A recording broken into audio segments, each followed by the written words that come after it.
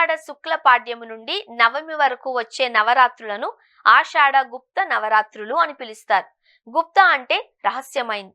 ఈ రోజుల్లో జరిగే శక్తి ఉపవాసాలు, మంత్ర జపాలు, తాంత్రిక సాధనలు గురు పరంపరలో రహస్యంగా ఆచరించబడతాయి.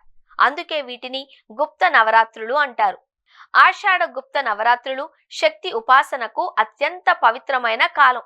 ఈ రోజుల్లో సాంప్రదాయాన్ని అనుసరించి శ్రీ వారాహీదేవి, శ్రీ ప్రత్యంగిరాదేవి, శ్రీ బగళాముఖీదేవి, శ్రీ రాజశ్యామలాదేవి మొదలైన మహాశక్తి స్వరూపిణులను ఆరాధిస్తారు. శ్రీ వారాహీదేవి సప్త మాతృకలలో ఒకరు. శ్రీ లలిత మహాత్రిపుర సుందరీదేవి దండనాయికగా ప్రసిద్ధి పొందారు. వారాహి అమ్మవారి ఉపాసనను ప్రధానంగా రాత్రి వేళల్లో నిర్వహిస్తారు. రాత్రి సమయం శక్తి తత్వం బలంగా వ్యక్తమయ్యే కాలంగా ఆగమ తాంత్రిక సాంప్రదాయాలు పేర్కొంటాయి. వారాహి మూలమంత్రం, బీజమంత్రం, తాంత్రిక ఉపాసన, హోమాది క్రతువులు తప్పనిసరిగా సద్గురువు ఉపదేశంతోనే చేయాలి. ఉపదేశం లేకుండా ఇటువంటి సాధనలు చేయడం శాస్త్ర సమ్మతం కాదు.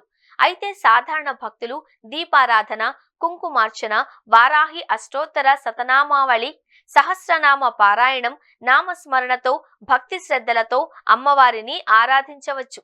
ఈ నవరాత్రులలో సాత్వికాహారం, బ్రహ్మచర్యం, దైవ చింతన, గురుభక్తి పాటిస్తూ భక్తితో ఆరాధిస్తే అమ్మవారి అనుగ్రహం లభిస్తుంది అని ఆచార్యులు పేర్కొంటారు. చాంద్రమానం ప్రకారం ఆషాఢ మాసం సంవత్సరంలో 4వ మాసం. చంద్రుడు పూర్ణిమ రోజున పూర్వాషాఢ, ఉత్తరాషాఢ నక్షత్ర సమీపంలో సంచరిస్తూ ఉండడం వల్ల ఈ మాసానికి ఆషాఢమని పేరొచ్చింది. ఈ మాసానికే శూన్యమాసమని పేరు. శుభకార్యాలకు యోగ్యమైనది కాదు. ఈ నెలలోనే పీఠాధిపతులు, సన్యాసులు చతుర్మాస్య దీక్ష వహిస్తారు. ఆధ్యాత్మిక పరంగా చూస్తే ఆషాఢం అనంత కోటి పుణ్య ఫలితాలు అందించే మాసంగా పేరొందింది. ఈ మాసం అమ్మ ఆరాధనకు శ్రేష్టమైనది. గోల్కొండ కోటలోని జగదాంబ ఆలయంలో గురువారం మొదటి బోనాల వేడుకలు ఆరంభమవుతాయి.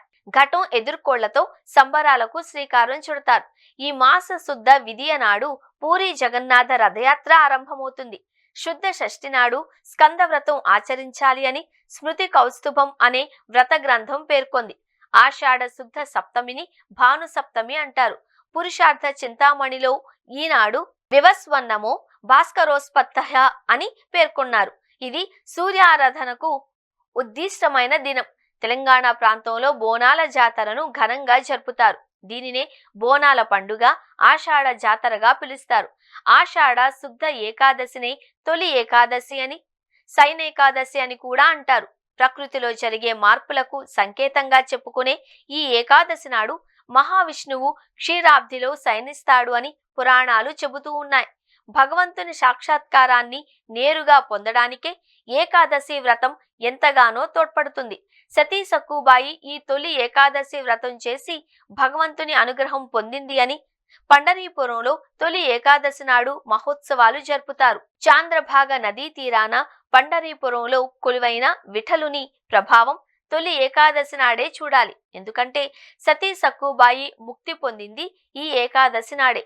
ఏకాదశి అనేది ఎంతటి పుణ్యతిథి అంటే కృష్ణుడు స్వయంగా తన చెల్లెలు సుభద్రాదేవికి ఈ వ్రత ప్రాశస్త్యం గురించి చెప్పాడంట. అంతేకాకుండా ద్వారకా నగరవాసులు ఏకాదశ వ్రతాన్ని ఆచరించాలి అని దండోరా వేయించాడట. ఈ ఆషాఢ శుద్ధ ఏకాదశి మొదలుకొని కార్తీక శుద్ధ ఏకాదశి వరకు మహావిష్ణువు పాల సముద్రంలో శయనిస్తాడు. ఈ కాలంలో నియమనిష్టలలో, ఆహార విహారాది నియమాలలో నియమబద్ధ జీవనం గడిపేవారు శ్రీహరికి ప్రీతిపాత్రులవుతారు అని శాస్త్రవచనం. తొలి ఏకాదశి నాడు ఈ వ్రతాన్ని కొందరు ఆచరిస్తారు. ఆర్ష వాజ్మయ మూల పురుషులు వ్యాస భగవానుని జన్మదినం ఆషాఢ పౌర్ణమి. ఆషాఢ బహుళ అష్టమి రౌచమన్యం తరాది. రేచుడు 13వ మనుడు. ఆషాఢ బహుళ అమావాస్య దీప పూజకు ప్రత్యేకమైంది. కానీ ఆషాఢ మాసం అనారోగ్య మాసం. కొత్త నీరు తాగడం వలన వివిధ రకాల జ్వరాలు, విరేచనాలు, తలనొప్పి మొదలైన రోగాలు వచ్చే మాసం. స్త్రీలు గర్భం ధరించడానికి అనుకూలమైన కాలం కాదు. అనారోగ్య దినాలలో, అశుభ సమయాలలో గర్భధారణ జరిగితే ఉత్తమ సంతానం కలగదు అనే నమ్మకం ఉంది. పైగా ఈ మాసంలో స్త్రీ గర్భం ధరిస్తే ప్రసవ సమయానికి మంచి ఎండాకాలం అవుతుంది.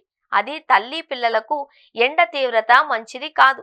ఈ 4 నెలల్లో ముఖ్యంగా ఆషాఢ మాసంలో మనిషి శరీరంలోని సప్త ధాతువులు పూర్తిగా శరీరానికి సహకరించవు. కావున ఆషాఢ మాస నెల రోజులు దాంపత్య జీవితానికి దూరంగా ఉండాలి అని సూచించారు. ఈ మాసంలో వర్షపు నీళ్లు భూమిలోనికి ఇంకి భూమిలో ఉన్న ఉష్ణం అలా పైకి రావడం మూలాన ఆ ఉష్ణంలో పెరిగిన కూరగాయలు తింటే ఆరోగ్యానికి మంచిది కాదు కాబట్టి కూరగాయలు తినకూడదు అనే నియమం పెట్టారు. అందుకే ఆషాఢంలో కొత్తగా పెళ్లైన జంటలు దూరంగా ఉండాలి అని అంటారు.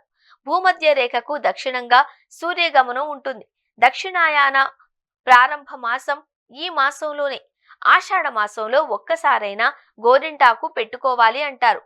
ములగ కూర బాగా తినాలి అంటారు. ఆనపప్పు వాడాలి అంటారు. ఈ మాసంలో వాతావరణం ఒక్కసారిగా చల్లబడుతుంది. ఈ మార్పు వల్ల కఫ సంబంధమైన దోషాలు ఏర్పడతాయి. గోరింటాకుకు ఒంట్లోని వేడిని తగ్గించే గుణం ఉంది. లేతాకు గోరింటాకు పెట్టుకోవడం వల్ల బయటి వాతావరణానికి అనుగుణంగా అది మన శరీరాన్ని కూడా చల్లబరుస్తుంది. రోగ నిరోధక శక్తిని పెంచే శక్తి కూడా గోరింటాకుకు ఉంది. గోరింటాకు రసంలో యాంటీబయోటిక్ లక్షణాలు ఉన్నాయి.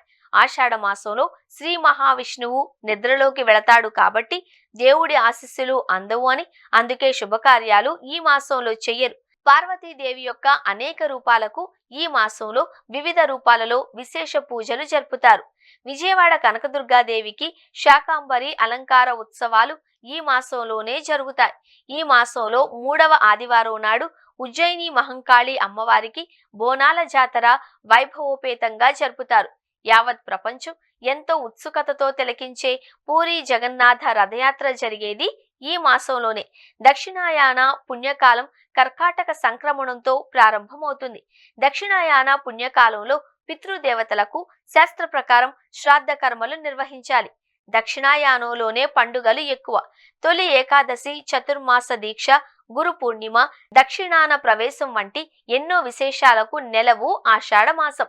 మనం కూడా ఆచారాలు పాటిద్దాం, పూజా ఫలం పొందుదాం.